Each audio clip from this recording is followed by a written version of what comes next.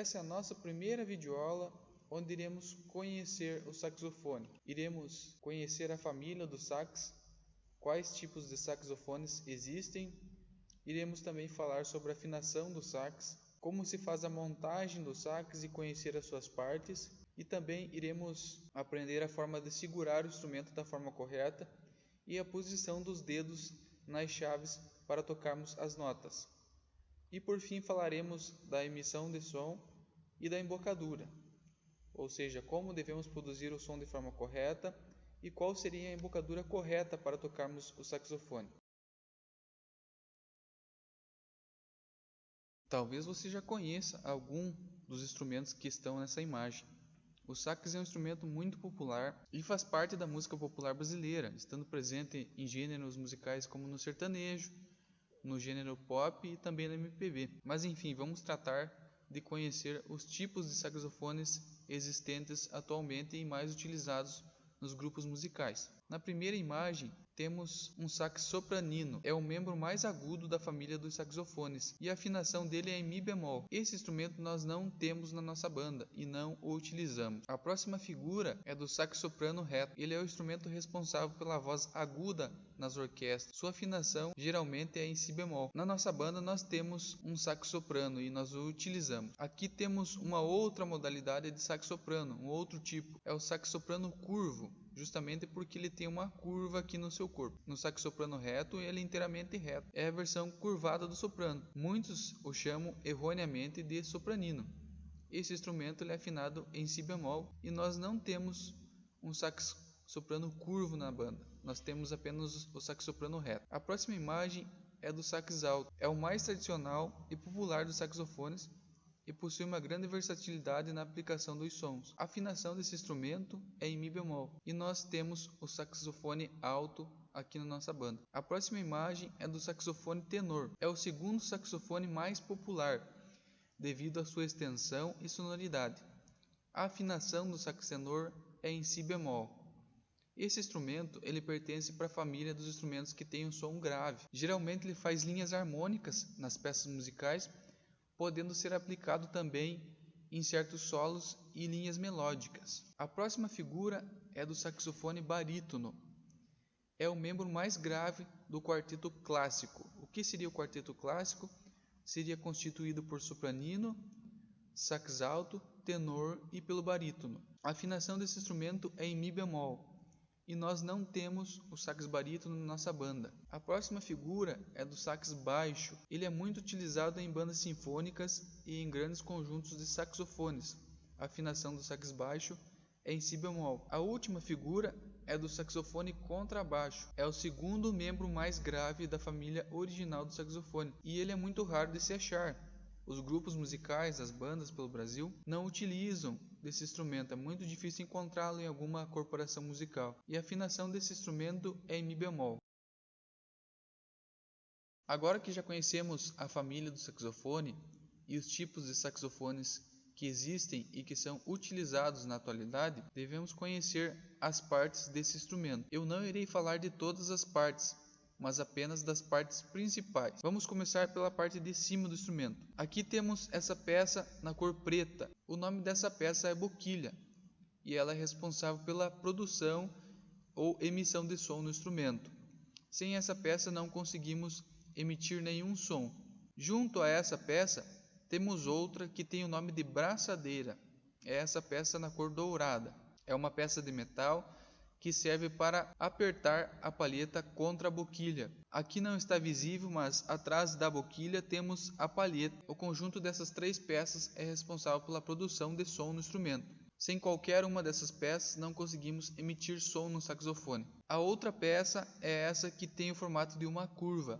O nome dessa peça é tudel e também é uma peça muito importante e sem ela não conseguimos produzir som no saxofone.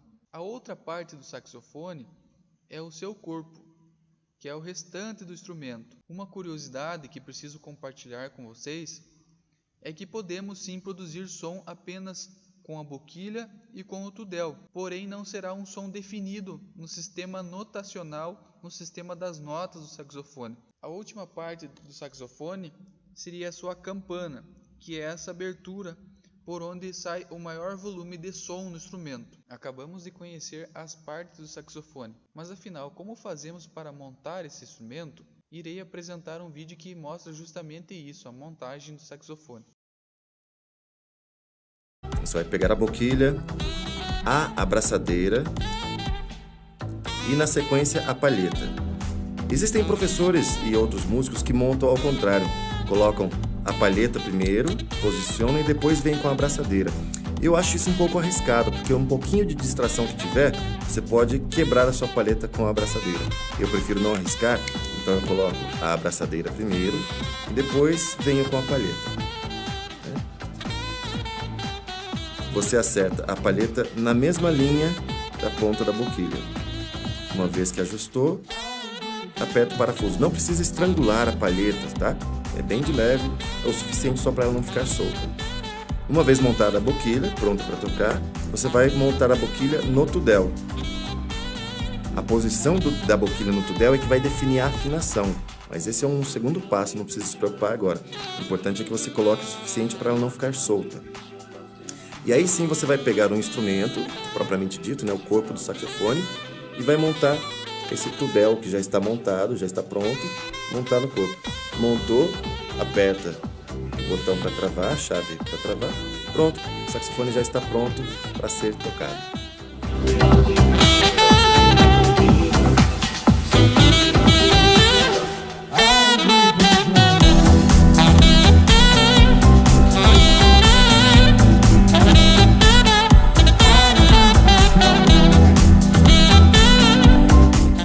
Agora que o saxofone está montado e você já tocou aquela música que você queria, né, fez os seus estudos, é hora de desmontar. Para desmontar, o processo não é exatamente inverso ao da montagem. Então, você tira a boquilha. Lembra que para montar eu montei com a boquilha já no tudel. Então, tirou a boquilha, aí sim você tira o tudel e pode descansar aí o corpo do instrumento. Com a case, você já pode colocar na case e acomodar. E na sequência você desmonta a boquilha, tirando a palheta. O vídeo que acabamos de ver é do Marquinhos Sax. Ele tem um canal no YouTube com várias dicas de saxofone. Então, se você tiver interesse, dá uma procuradinha no YouTube que você vai achar dicas interessantes de como tocar o saxofone e também várias técnicas para tocar o instrumento. Agora vejamos essa imagem. A imagem mostra o posicionamento do saxofone junto ao nosso corpo. A posição do sax alto, por exemplo, é à frente do corpo. Mas e como faz com pessoas que são pequenas, por exemplo, alunos que têm 10, 11, 12 anos, que o seu corpo não se desenvolveu ainda ou não tem uma estatura muito alta? Você pode posicionar o sax alto ao lado, da mesma forma que posicionamos o saxofone tenor. O saxofone tenor, ele é posicionado ao lado do nosso corpo. Qual seria a posição das nossas mãos no saxofone? Aqui temos a imagem de uma pessoa segurando o saxofone. A mão esquerda dessa pessoa está posicionada na parte de cima do corpo do instrumento, enquanto a mão direita está posicionada na parte de baixo do corpo do instrumento. Note que cada dedo está posicionado em cima de cada uma das chaves, tanto na parte de cima como na parte de baixo. A posição dos dedos, ou seja, da mão no instrumento, ela pode ser feita da mesma forma como seguramos um copo, a mão um pouco aberta e os dedos naturalmente relaxados. Não podemos segurar o instrumento de forma tensa, ou seja, aplicar muita força dos dedos nas chaves, porque se nós aplicarmos muita força, usarmos de muita força, não teremos agilidade para tocar peças musicais que exigem a agilidade dos dedos. Na imagem anterior eu mostrei como devemos posicionar os nossos dedos sobre o corpo do saxofone. Mas o que faremos com os nossos polegares? Os polegares, eles estarão posicionados na parte de trás do corpo do instrumento. Nós temos 2 pontos de apoio onde devemos posicionar os nossos polegares. O primeiro ponto de apoio é essa peça preta em plástico, ela está na parte de cima do corpo do instrumento, onde devemos posicionar o nosso polegar esquerdo. O outro ponto de apoio é essa peça aqui, ela pode ser na cor preta ou também na mesma cor do corpo do instrumento. O nome dessa peça é dedeira e também apoia o polegar, sendo o polegar da mão direita. Sempre quando você for segurar o saxofone ou pegá-lo para tocar, você deve posicionar os polegares nesses 2 pontos de apoio. O último tema da nossa videoaula é sobre embocadura e emissão de som no saxofone. Mas o que é a embocadura? A embocadura é formada por 3 partes: os músculos do nosso rosto, da nossa face, os nossos dentes e os nossos lábios. Essas 3 partes articuladas é que formam a nossa embocadura, a forma como emitimos som no instrumento. É importante informá-los que cada pessoa tem um tipo de embocadura, cada pessoa tem uma embocadura diferente. Isso porque o formato e tamanho dos nossos dentes, que formam a nossa arcada dentária, eles são diferentes de uma pessoa para outra. Ou seja, a forma com que cada pessoa irá soprar no saxofone será diferente. E isso também influenciará no som. Cada pessoa terá um som diferente no saxofone. Apesar de termos essa variedade de embocaduras, existe o jeito certo e o jeito errado de produzir som no saxofone. Irei mostrar primeiramente o jeito certo. A forma correta de posicionarmos os nossos dentes, os nossos lábios, ou seja, a nossa boca na palheta e na boquilha para que seja produzido o som no saxofone é conforme está na imagem. Vamos começar primeiro pelos dentes. Os dentes da parte superior da nossa boca, da parte de cima, eles estão encostados na boquilha. Isso possibilita maior firmeza na produção das notas, maior firmeza na afinação, maior precisão na afinação. Se nós não posicionarmos os nossos dentes sobre a boquilha, isso na parte de cima, a boquilha ficará muito frouxa na nossa boca e com isso gera problemas de afinação e de articulação das notas. Ao contrário, na parte de baixo, os nossos dentes não estão encostados na palheta. Aqui temos a palheta na parte de baixo da boquilha. Caso nós encostássemos os nossos dentes na parte de baixo da boquilha, onde temos a palheta, provavelmente a palheta irá se quebrar, porque a palheta é uma peça muito frágil e qualquer batida, arranhão ou se mordermos a palheta, ela irá se quebrar. Agora vamos para outra parte da nossa embocadura, que seria os lábios. Os lábios superiores da parte de cima da boca, eles estão apenas encostados na boquilha, ao contrário dos lábios da parte inferior.